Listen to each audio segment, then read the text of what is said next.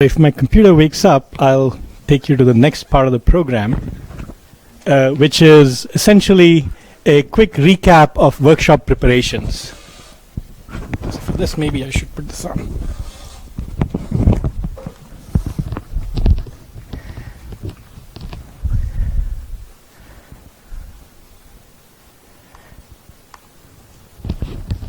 All right. So there might be a few in this room who don't know me, so I should introduce myself. My name is Sanjeev Khudanpur. And what I thought is I'll begin my remarks by telling you a little bit about the workshops, a little bit about the history of the workshops to sort of get you in the right mindset about how we got here.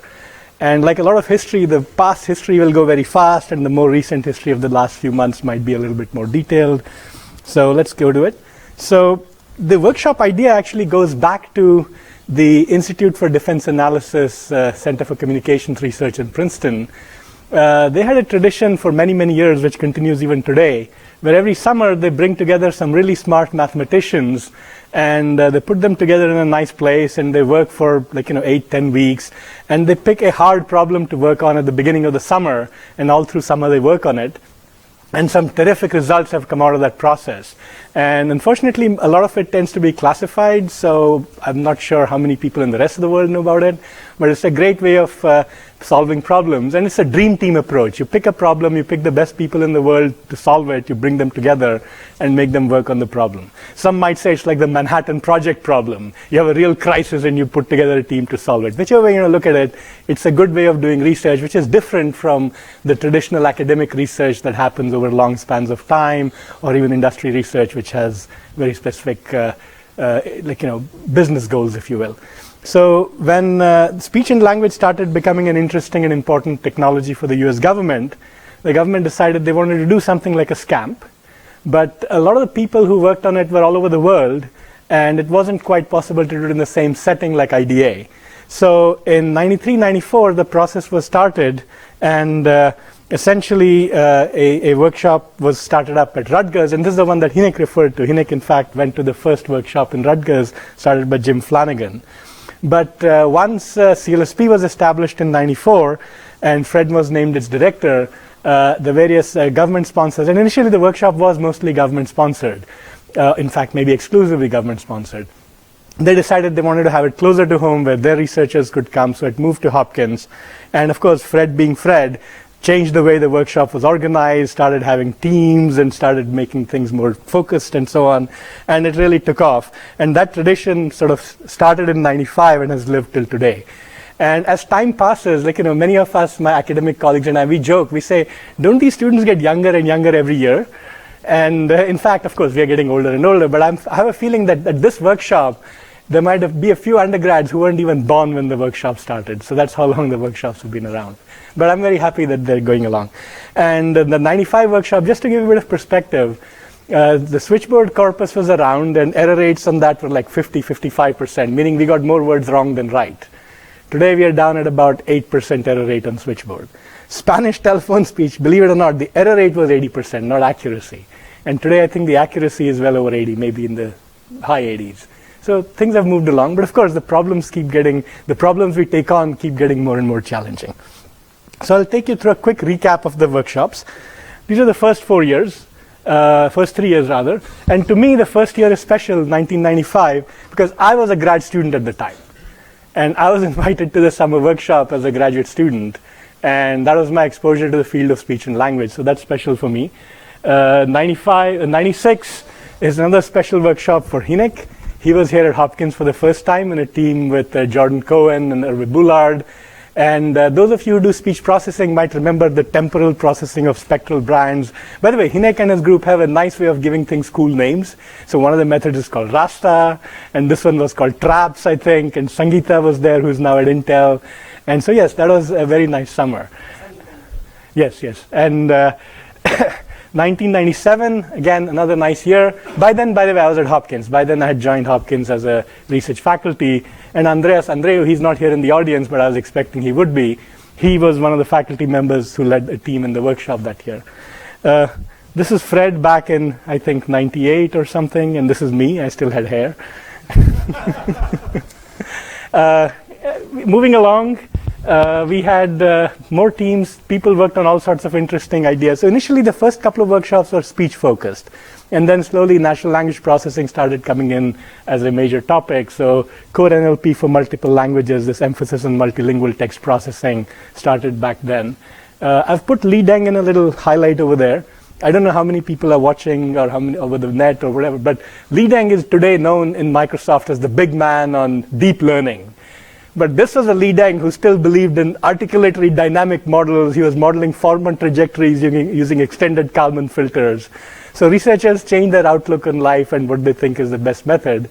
So there was a time when Lee Deng wouldn't have touched neural nets with a 10-foot pole. Today he's a champion of deep learning and doing good things with it all over the world. I think he recently got an IEEE award for it as well. Anyway, so that was then. 1999 statistical machine translation. So our dean referred to the birth of Google Translate. If you want to mark a birth date, this is probably it. So what happened is that machine translation ideas using statistical methods had been around for a couple of years, but then the group that did it at IBM all quit and lock, stock, and barrel went to Wall Street and joined a hedge fund. And so the ideas were on the brink of dying. So the workshop decided we'll revive it. Kevin Knight led a team, and all the statistical machine translation methods were sort of rejuvenated and put back into the academic horizon, in the academic visibility.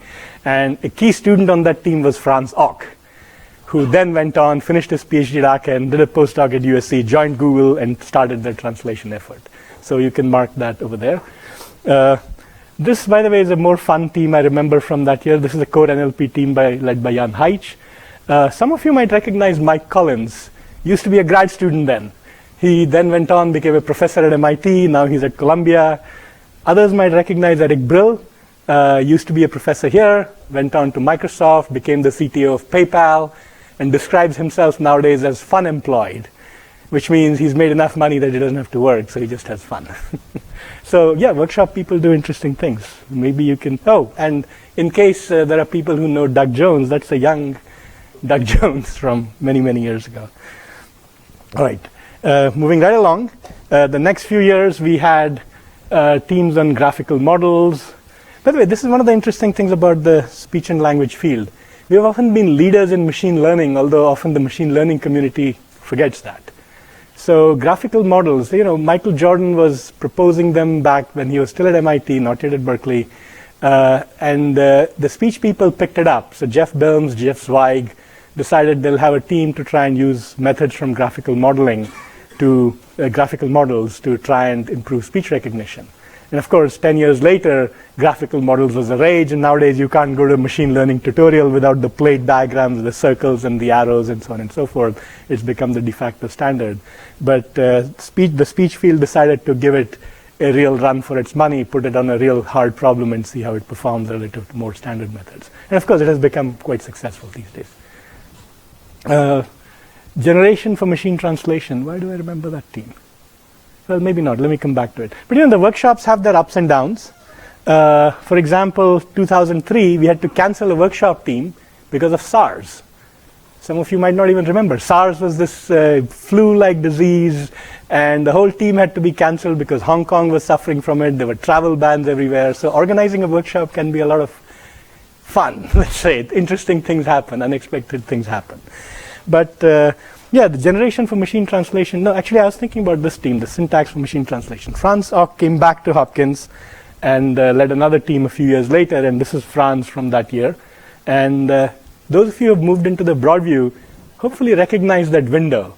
So the workshop can also be a lot of fun. People, I think they're celebrating Nicola's birthday over there. And so, other than just technical research and other things, a lot of good connections get made over the workshop period, and you'll make good friends for the long haul over here. Going right along, the workshops expanded not just from speech to natural language processing, but we also started looking at nearby fields to see what else is there that we can learn from. And the best way to learn from another field is to work with people in that field or have them working next to you so that you can talk to them day to day. So I think in 2004, we had a team that looked at image and video retrieval. And we worked side by side with them. And so that team was led by Giri Iyengar from IBM. And they made some interesting progress in the area of the NIST track weight evaluations and so on. 2006 is another landmark year. I think I changed the title of the team a little bit. The original title was something like Factored Language Models for Machine Translation or something. But this is the team which gave birth to the Moses machine translation tools. And Philip Kuhn, who's with us now, literally wrote the book on machine translation. So now it's become the de facto standard in the field. Moses has become the de facto tool of choice.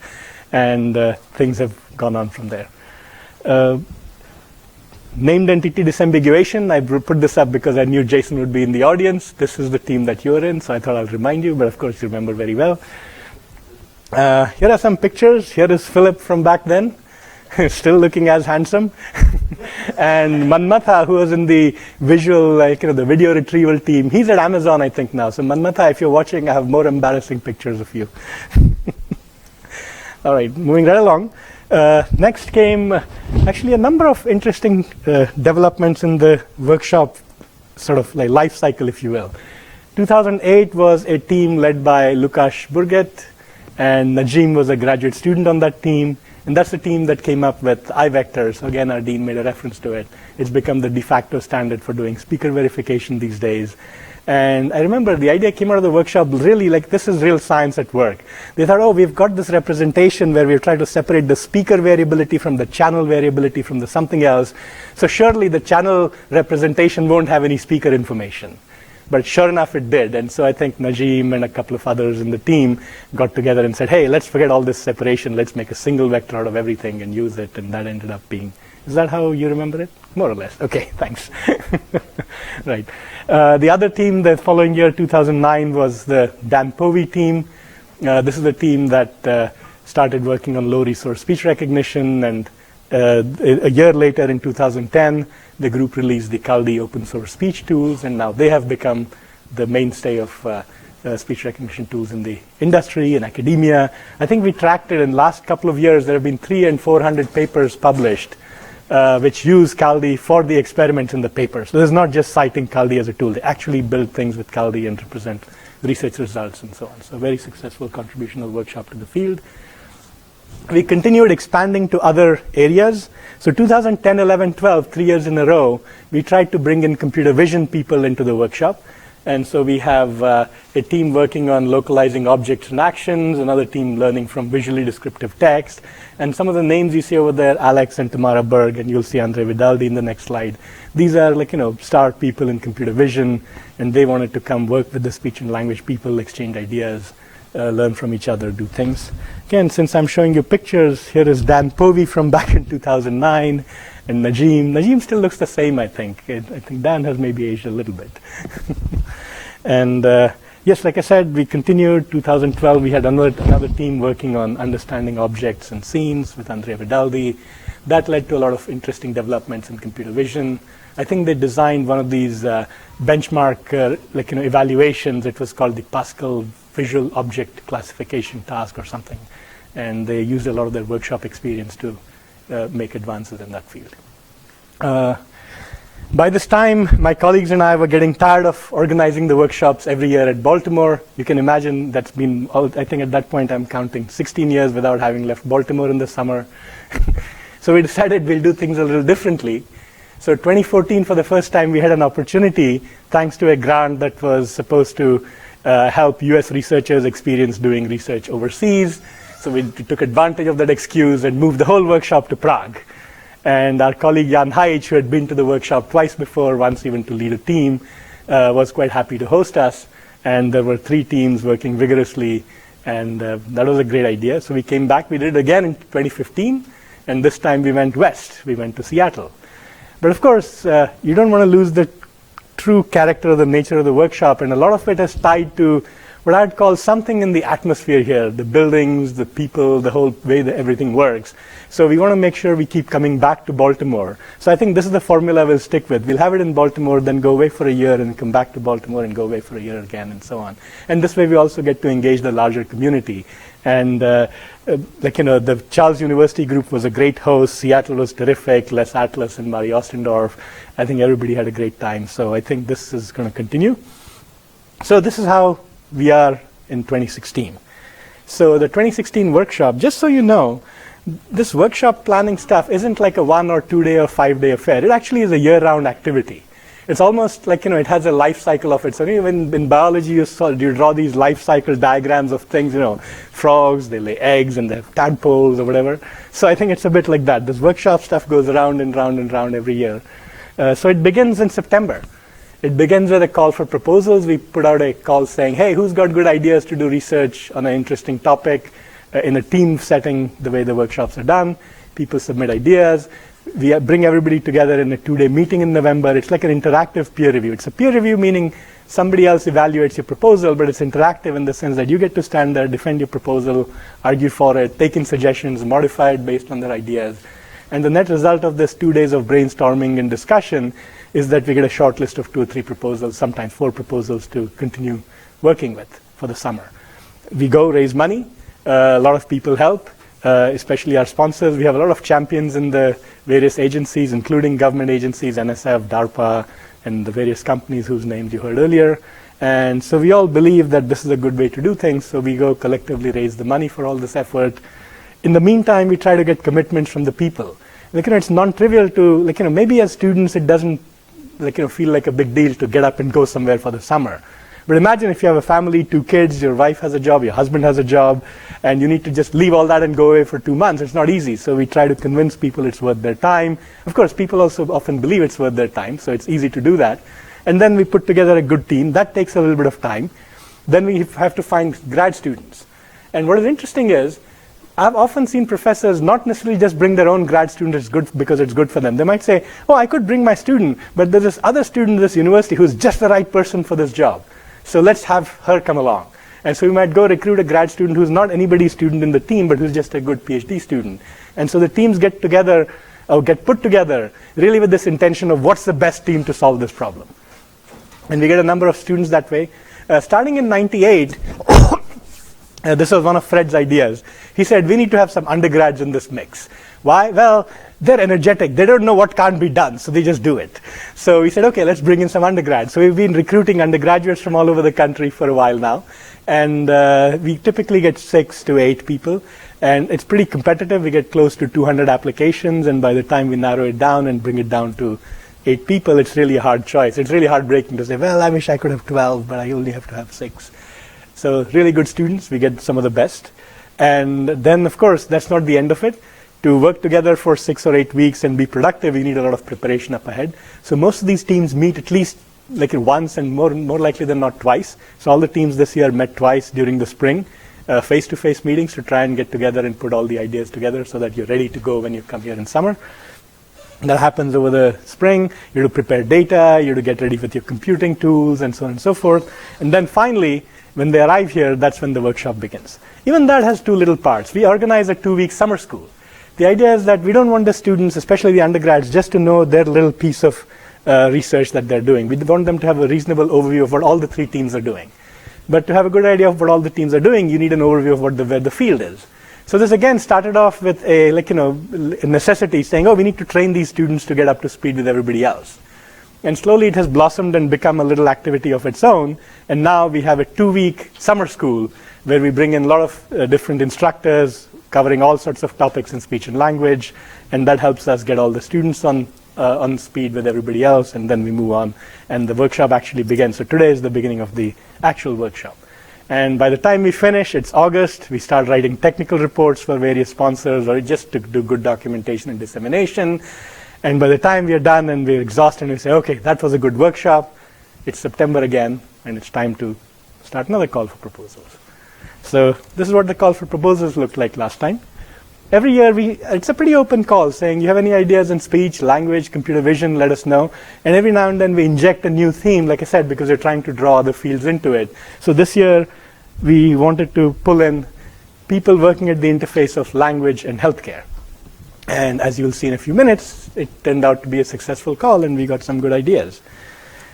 So we sent out the call for proposals. We do this we spam people. We just send emails to any and everybody and try to get as many mailing lists from various professional organizations like ACL and IEEE and this and that, and get the word out there. That doesn't do it, though, because everybody has good spam filters. So we call people. We say, hey, Elmar, weren't you saying something very interesting last time we met about this? How about a workshop team on that? And then Elmar says, this summer, I don't know, I have to do this. Oh, come on, Elmar, we can get Frank. Oh, okay, maybe that'll work. So, and suddenly Elmar thinks, okay, maybe I should put in a proposal. And then so on and so forth. So that's how it goes. You have to persuade people to say, hey, this is a good idea. But then they come along. And this year, we ended up getting 25 different proposals. And like all proposal gathering process, some are just off the wall. Some are actually not quite suitable for a workshop effort. It might be a proposal that says, well, I have this great team of researchers and this great team of grad students, and we're doing this and this, and we'd like to come and do it at your workshop. Great, but you don't need the workshop for that. You have everything together in your place. So we try to look for projects that really require bringing together people who aren't already together, and so on. So we did that, eliminated a few, brought together 15 of them, and had this meeting. So at this meeting, we bring various experts on the topics that are being proposed, various sponsoring agencies, various neutral people, and then we have a big, long discussion. Jason has this really terrific way of trying to suss out what the crowd thinks about the goodness of proposals. It's called the Cambridge Single Transferable Voting System. So we have this whole computerized thing, and we do random resampling. What is it? The bootstrap resampling to try and figure out if this exactly wasn't the electorate, if it was a slightly different group of peers, would they vote differently, and so on and so forth. So we make sure that we really are getting a good sense of which proposals the group thinks are the best. Doesn't mean the group knows best, who knows? But so far we've been doing very well, so I'm hoping this process is a good one. Let's put it this way, it's the best one we have. Right, so this time we had 15 authors, 18 other non-author experts, a few of us from Johns Hopkins, and we invited various people from government agencies, from various companies, and Jason, David, Philip Kuhn, and I were there to sort of just shepherd the process along. And this was the sort of breakdown of the kinds of people we had. About half the people there were academics, not counting Hopkins people. Then about a third from industry, and various people from government. And it turned out to be a pretty healthy discussion. And ended up selecting 3 teams. So the first team that came out this year was a team which wanted to work on social media and mental health. And they have a long descriptive title, Detecting Risk and Protective Factors of Mental Health Using Social Media Linked with Electronic Health Records. So the magic here is linking social media with EHR. So if you have both, you can see what's really happening to people and how they're expressing themselves in social media. Right? So this is really new, very different, and we're hoping to see good things from them. So the original proposals, actually there were 3 different people. Christy had an idea, Glenn had an idea, Andy had an idea, and sitting at that table in Mount Washington in November, they put their heads together and realized they're working on more or less the same problem, so they should join forces. So it turned out to be a great team. And then Raina Merchant from UPenn and Dirk joined them. And then the grad students, the first 4, and then I think Amos and Busan are the undergrads on that team. The second team was Elmar's, remote monitoring of neurodegeneration through speech. Again, Elmar and Frank Rudzic were the people who originally proposed the idea, and then they put together a very nice team. Heidi, Rafa, and Hamid Reza, and then the grad students, and then Alyssa and Nikolai are the undergrads in that team. And the third team that was selected, by the way, when I say the teams were selected, when we finished in November, we just had Elmar and Frank, for example, or just Christy, Glenn, and Andy. And the rest of them came later in this process that I was telling you about, right? And then the third team was Lukash, building ASR systems from untranscribed data. Again, that team started with Lukash, Najim, and Takahiro, and then the rest of the team came together later. And these guys are going to work on something which I think is quite radical. You just have speech, you have text, they have nothing to do with each other. We just figure out which piece of speech goes with what text, build models, and build a recognizer. It's going to be, in fact, even if it works a little bit, it's going to be amazing. So let's see what we come up with, right? And so this is the third team. So these are the 3 teams. If you just want, if you're a numbers junkie, there are a few stats. By the way, these stats, I'm not sure how accurate they are because, a lot of people join the teams, and then there are several people who are coming for 2 weeks, and somebody else wants to come for 5 days. So 2 weeks, I'm sure I want to count them as a workshop participant. 5 days, maybe, I don't know. At some point, I just lost track. I said, forget it. I'm stopping here with the stats I have. So I might be off by 1 or 2 in various categories, but not a whole lot. So about 44 people. We're not doing so great on gender balance. We've done better in the past. We'll continue to work on it in the future. We're doing pretty well on student versus senior people. We usually like to have more students, but that's okay. We're doing pretty well on academia versus industry. This year we don't have people from the government, but sometimes depending on the topic, we often have people from government labs participate with us. So this is really a joint venture in the sense people don't just put in money together, people actually come and work together. Grads versus undergrads is roughly 1:2. US versus non-US is again 50-50. A lot of people from various non-US institutions. Lots of countries are represented, like Ed just mentioned earlier. And of course, this requires a lot of support. So we have support from various sponsors. So I count them as workshop participants in the sense that they're participating with, real money. All right. So this was putting the teams together. This is the summer workshop, the summer school. So once the students arrived 2 weeks ago, we put them through the paces. We had tutorials on speech recognition, speech perception, information retrieval, deep learning, machine learning of the, I guess, not the deep kind, I suppose, or maybe just machine learning. Then natural language processing, machine translation, and then, of course, each of the teams had a day to give a tutorial about what their team is all about so that all the students in the workshop, and actually even some of the senior people in the workshop, now know a bit more about what the others are doing in their teams. So this was the end of the last 2 weeks, and now we're here today. So before I move on, let me thank our sponsors, and then I'll give it over to the 3 team leaders to tell you one by one what they're doing by way of work in their respective teams. So first and foremost, Microsoft, Jeff Zweig, Evelyn Viegas, and a number of other people, Arul Menezes, these are our friends and champions. DARPA, of course, DARPA is a government agency, but it still works because there are passionate program managers who want to see the field advance. Brian Onishkevich, before him Joe Olive, and Jason, of course, is representing DARPA here. Amazon, the speech group, Rohit Prasad, and others. Facebook and Google. Facebook, by the way, is new to the workshop sponsoring business, so thank you very much for joining the effort. Alan Packer, Joy Zhang, Vestoyanovich, and a number of other workshop alumni. By the way, one of the nice things about these sponsoring agencies is we have workshop alumni everywhere, including places like DARPA, where Jason's there, and so on and so forth. And Google has, by the way, not last but not the least, been the steadiest sponsor in the sense that they've been sponsoring the workshop for about 9 years now, I think. So we have very good friends, and I'm sure Fred would have been very happy to see the workshops going on the way they are. And so that's why after he passed away, we pretty much unilaterally decided to name the workshops after him. So welcome to the 3rd Frederick Jelinek Memorial Summer Workshop in Speech and Language Technology.